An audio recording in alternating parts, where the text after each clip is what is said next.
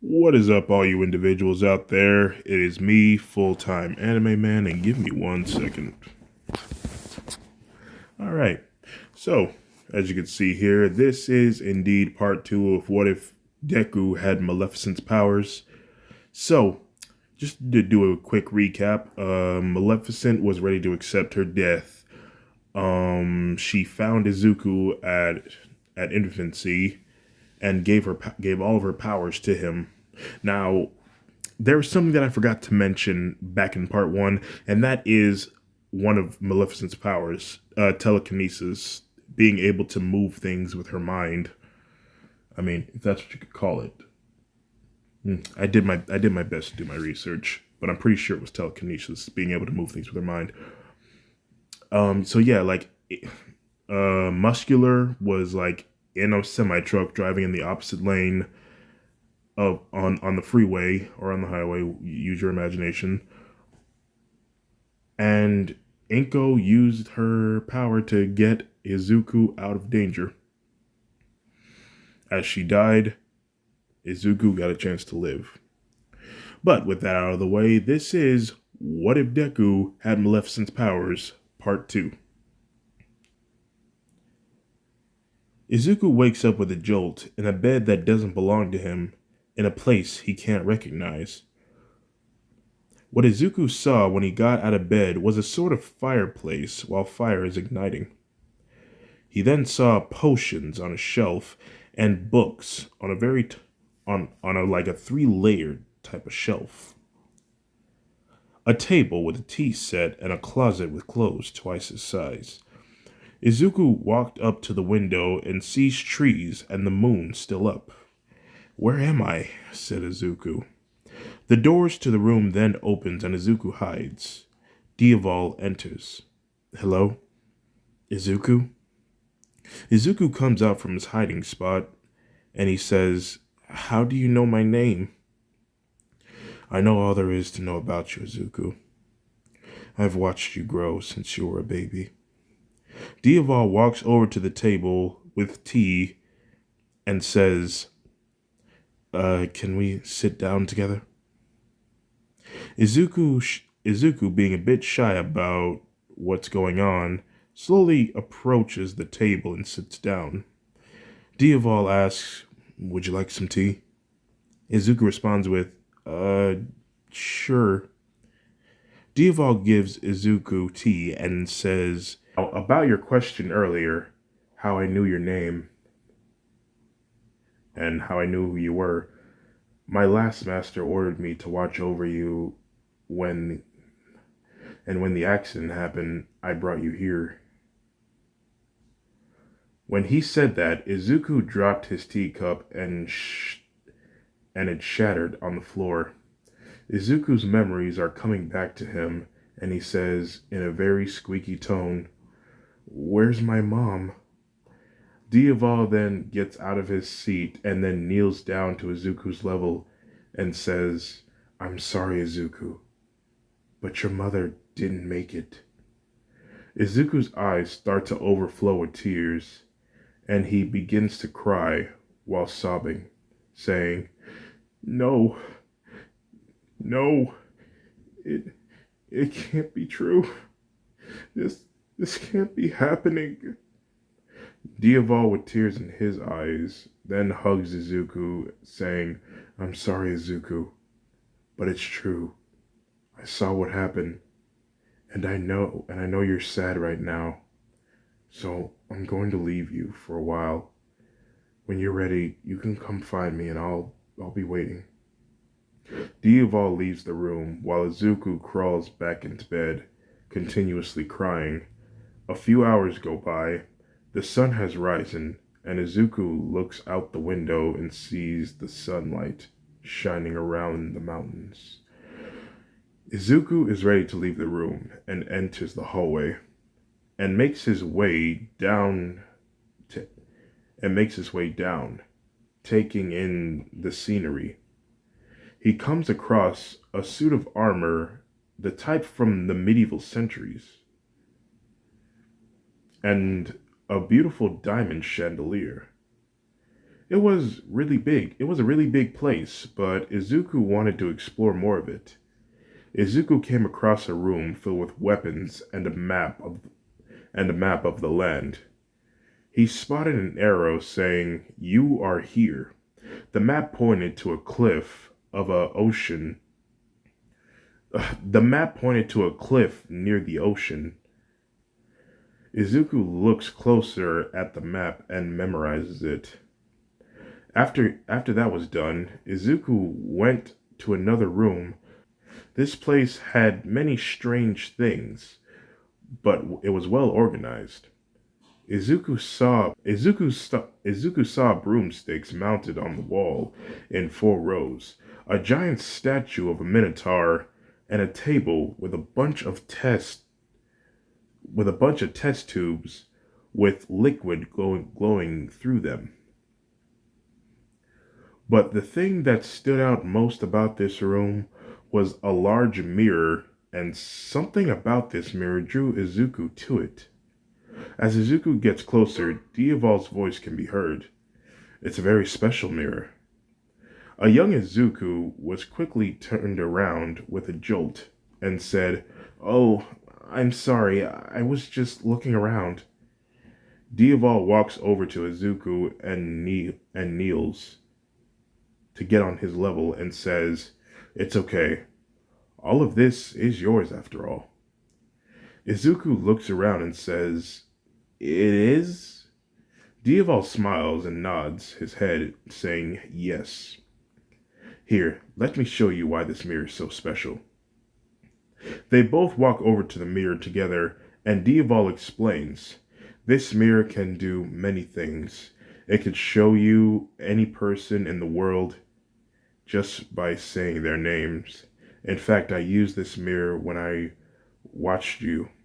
Sorry about that. And it can open portals anywhere." Izuku looks at Dievol and asks, "Can I use it?" "Sure," said Dievol. "Just touch it and think of what you want to see." Izuku looks into the mirror with his reflection of him and Dievol. He then places a hand on the mirror and it went black, and in 3 seconds the mirror then showed Izuku's home, but it was dark and empty.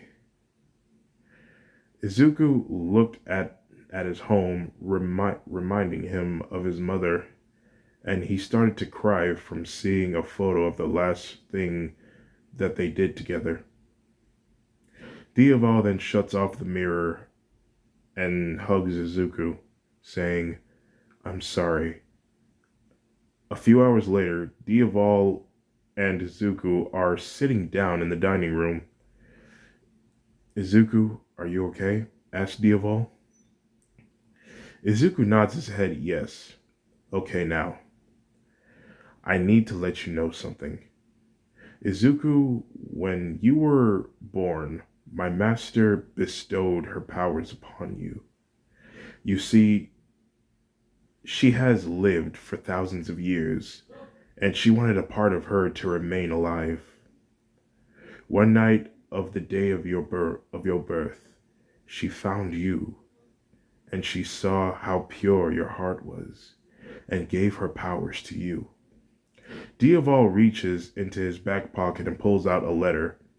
"She wrote this in case something happens. It's for you." Izuku takes the letter, opens it, and reads it. It reads, "Dear child, if you are reading this, then that means something has happened to your parents. I'm very sorry, but my assistant Dievol here will take care of you. I do hope that you find comfort in this place. Also, you may be young, but I have bestowed the responsibilities of royalty upon you. You are in charge of this land called the Moors. In this land, you are the guardian of its creatures and wonderful things. And last but not least, I have bestowed upon you my powers. I don't know if you noticed this ever, if you have ever been sick or once had an injury only for it to heal instantly. You have all my powers, and you may use them as you see fit. But if not used cautiously, you could end up harming yourself or anyone else. There is a book to explain. There is a book to explain it all. Good luck. Izuku is in disbelief because he never knew he had powers, and he sees this as an opportunity to become a true hero for his deceased mother. The note ends, and Diaval takes Izuku to the library. In a heavy-duty locker, he reaches inside and removes a book and gives it to Izuku. It's very big and very heavy. Izuku puts the book down on the table and begins to read on the topic of plant manipulation. Izuku looks to Diaval and says, "I can control plants?" "Yes, believe it or not, this was one of my mistress' favorite tricks." Izuku continues to read on the topic, and a few hours later, Izuku understands the concept of his plant manipulation abilities, and he asks Diaval if they could leave the castle to try out. I'm so dumb. Diaval thinks for a moment and says, "Okay, but it's probably best if we stay close." A few minutes later, Izuku and Diaval are outside of the castle, and it is very sunny outside, with a cool breeze of wind. The first thing that Izuku sees are a bunch of trees and a stream of water. They walk a few feet away of the castle. Izuku and Diaval come across a small tree. Diaval says, "I think this is going to be a good start. Go ahead, give it a try." Izuku says, "Okay." He then takes a deep breath and raises both of his hands to the air towards the tree. Izuku's hands radiate a green light, and the tree slowly begins to move and grow. Diaval smiles and says, "Good job, Izuku. You've already learned so fast." Everything looks okay until Izuku accidentally manipulates another tree out from its roots. It was big, and it was slowly being pulled from the ground. Diaval gives Izuku a pat on the back, and they both walk back to the castle, but Diaval stops because he heard a snapping noise behind them. The tree then falls, nearly landing on Diaval, but Izuku pushes Diaval out of the way, and the tree falls on Izuku. Diaval's eyes widen and looks to where the tree landed, begging for Izuku to be okay. But when the smoke clears, the tree did indeed fall on Izuku, but he's holding the tree up over his head with his superhuman strength. Diaval is amazed by Izuku's strength. Izuku puts the tree down and says, "Wow, I'm so strong." Diaval then walks up to Izuku and says, "You saved my life. Thank you." A few minutes later, Izuku and Diaval are back at the castle. Izuku looks down at his hands. He still can't believe that big tree landed on him and he managed to lift it. In the middle of thinking, he is interrupted by Diaval saying, "Izuku, there is one more thing I have to show you." They both walk back to Izuku's room, and Diaval pulls a lever, and a secret door opens up from the wall. They walk inside, and standing in front of them is a giant glass box in front of a window with the sun's light glistening through it. Diaval speaks. "These wings were once my mistresses, and soon they will be yours." Izuku walks up to the box with the wings and touches it, saying, "You mean I'll be able to fly someday? Yes, says Diaval. Once you are ready, they will come to you. It just takes time for you to properly control your powers. Izuku looks to the glass box and says, I'll do it.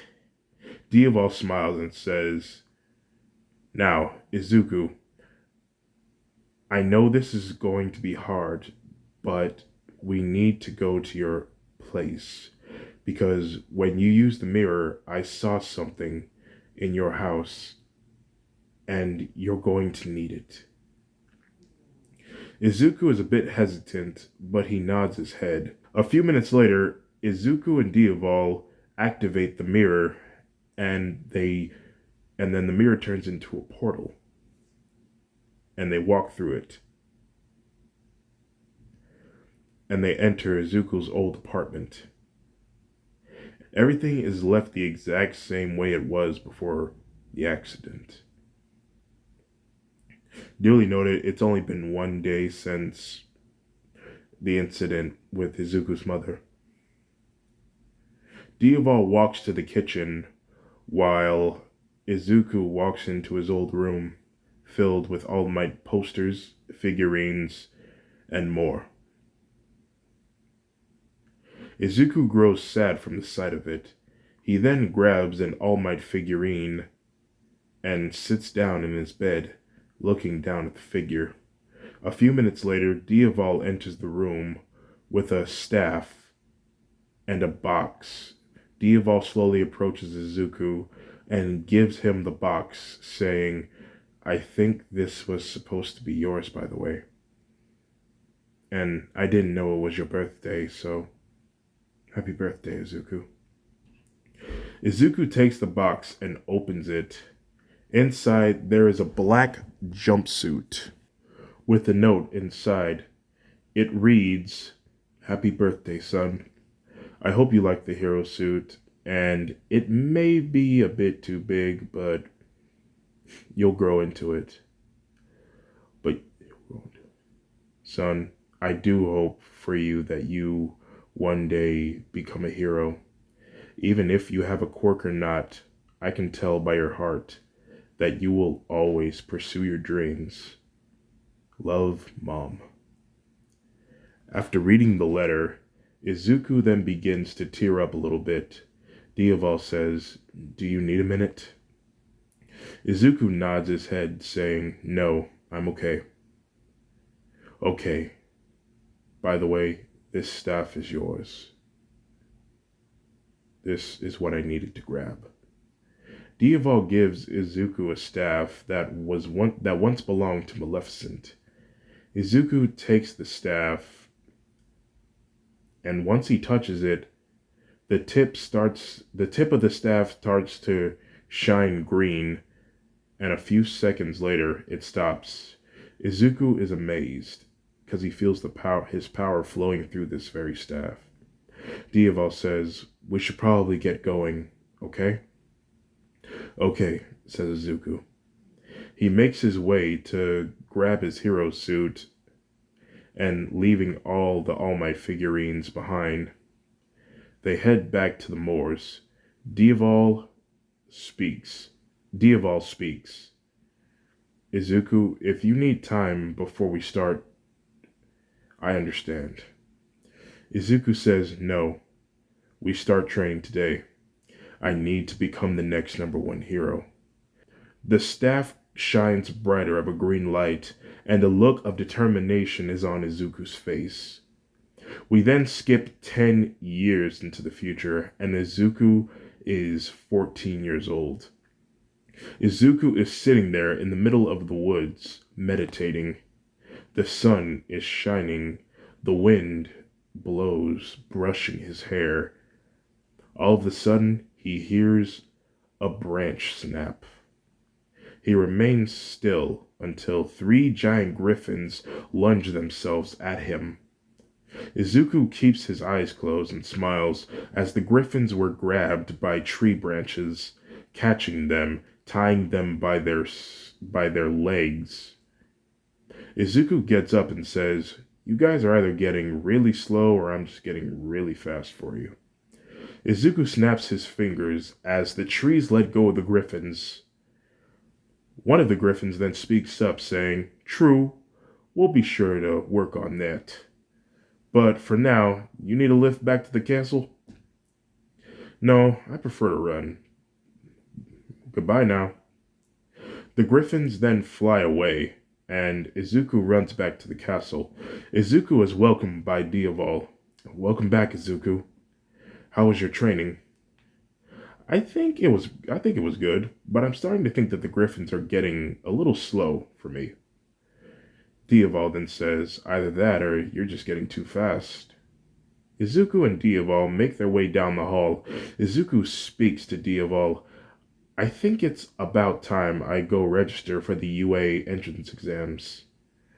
"Well, you're certainly at the right age. It is about time. Have you been keeping up with your studies?" "Yes, I have. And I need to say we need more books." Izuku enters the room with the magic mirror and says, "Well, after being away for a long time, I wonder if things have changed." Diaval speaks up. "Well, there's only one way to find out." Izuku opens the portal to the UA entrance. "Well, here I go." Izuku walks through and he appears at the UA entrance of the UA premises. Izuku makes his way inside of the building. Izuku walks into the office and asks the secretary where could he apply for the UA entrance exams. The secretary has a troubled look on her face and says, "I'm sorry, but the entrance exams have already started today. The orientation is right now." Izuku has a confused look on his face. Izuku then says, "Oh, okay.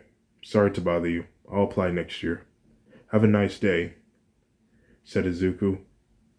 As he is about to leave, he is stopped by what appears to be a sort of mouse figure. "Hold on. Let me get a good look at you." Izuku turns to face him, this sort of mouse figure, and he says, "Ah, I see. I'll make an exception for you and let you in." Izuku speaks up, saying, "Oh, thank you. Are you like the principal?" "Yes, I am. Nezu, you can call me. And I must ask, what is your quirk?" Izuku speaks up and says, "I don't have one." Principal Nezu then gasps and says, "So how do you plan on getting in?" Izuku stands there smiling and says, "You're going to have to wait and see. But for now, enjoy the show." Principal Nezu then asks, "So what's your name?" "My name is Izuku Midoriya." Izuku makes his way to the orientation. As he walks out, Principal Nezu scratches the back of his head, saying, "Why does it feel like I know that name before?" We cut to Present Mike. Izuku enters while Present Mike is telling future students how to rack up points by destroying robots. When Izuku enters, a spiky-haired blonde kid is the first to see him, and he has this feeling inside of him that he knows Izuku from somewhere. But right now, he had to focus. A few minutes later, Izuku is at the training grounds of the mock entrance exams. Izuku is stretching, and the door opens. Everybody runs inside while Izuku walks. Izuku has no trouble finding a robot to destroy. By the way, he has his cane, by the way. Well, not his cane, his staff that was given to him by Diaval. Just need to verify that. And using his super strength, he punches the robot into a building, destroying it. He continues to walk, and he comes across another robot, but this time He uses his controlling abilities to control the robot to do his fighting for him. The robot destroys 3 other robots before succumbing to its damages from fighting other robots. Ooh, I'm saying robots so many times. He continues to walk across the fake city and comes across another robot, but this time he uses his telekinesis on this robot and makes the robot float. It makes the robots float up and down until they are destroyed. Some time goes by and Izuku continues to walk around until the ground starts to violently shake. The zero-pointer robot arrives and everyone runs away except for Izuku. Slowly watches the robot approaches. His thinking is interrupted by a cry for help. Izuku then runs towards a girl and asks if she's okay. I think my leg is broken. The robot gets closer and Izuku uses his greatest move. He raises both of his hands into the air as they emit a green light and plants both of his hands down to the ground. As the light then begins to fade away, the ground then begins to shake even more rapidly than when the zero-pointer was coming. And then all of a sudden, a tree with that of a figure of a giant snake pops from the ground right behind the zero-pointer, and it begins to tear the zero-pointer apart. And in 5 seconds, the robot is destroyed. Izuku turns to the girl and gets the rubble off of her. He then looks at her leg and sees that it is twisted. And so, Izuku then hovers both of his hands over the leg of the girl, and a big green circular light appears around them both. Izuku's hands glow green, and the girl's leg begins to heal as the light disappears around them. Izuku reaches out to the girl to help her up. She takes his hand and then gets up and says, "Thank you." Izuku says, "No problem," and walks away. Izuku is at the UA about to exit the premises, until he is stopped by Principal Nezu. "Hey, Izuku, I saw what you did back there. Are you sure this isn't a quirk?" Izuku continues to smile and says, "I promise you, it's not a quirk. Now, I'll see you when school starts. Goodbye." As Izuku walks, a portal opens in front of him, and he walks through it back to the moors. Now, I don't know why, but this one just took me some time to do. But I'm glad I could follow through on my word and get it done. So, I hope that all you individuals enjoy this video, and if you have made it to the end of this video, consider yourselves #blessed. Oh man, I almost forgot my own catchphrase there. Anyway, I hope you all have a nice day, and I'll see you guys later. Bye-bye.